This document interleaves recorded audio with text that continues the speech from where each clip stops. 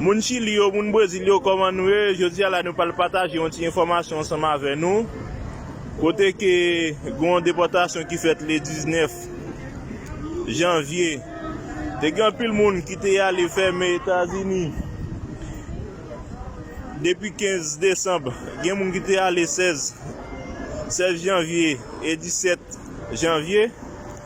Donc, pendant que on peut aller faire déportation, ça, il fait déportation le 19, il y a pile monde qui déporté, en pile monde qui t'a fermé, monde qui était ati, monde qui était enceinte, monde ça a déporté, il y a monde tout qui t'a dans jugement, tout monde ça a déporté. Et mais va nan ouvrir kounya parce que il y a pile monde qui t'a fermé 19 janvier là. Gen moun senti moun avec ti moun qui t'a le fait 19 janvier, tout le monde ça a lagué 20 janvier. Pendant le président a prêté serment, tout le monde ça a lagué. Donc pas de question ou connaît que yon moun pa gen ti moun ni pas quand États-Unis, kit moun nan te gen ti moun li a pas te passer kounya, kit moun nan pa gen ti moun la rentrer. Et même si moun nan te met enceinte tout li pas gen problème, kounya la pi a la lagué.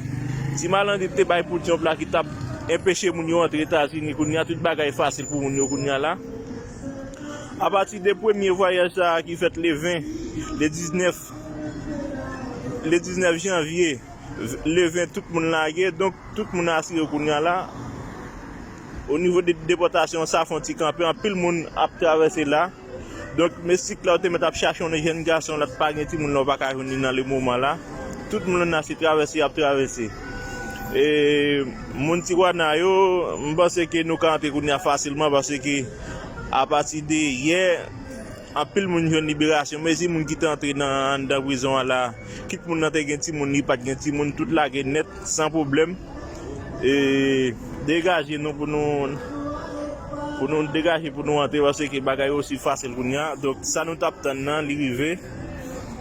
C'est vraiment important ça.